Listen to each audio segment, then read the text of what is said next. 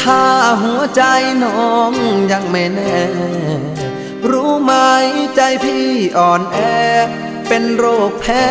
สัญญาลอยลอยสัญญาให้ไว้กี่ครั้งก็พังบ่อยๆพี่หรืออุตส่าห์หลงคอยหน้าใจน้อยคอยเธอทุกทีสัญญาจริงจังให้ความหวังที่ฝังใจมันจะรักกับพี่ยืนนานปากหวานยืนยันทั้งปีแต่งงานเมื่อพร้อมอย่าหอมยอมใจรักพี่ผลลัพธ์ก็คือช้ำฟรีคนดีไม่มี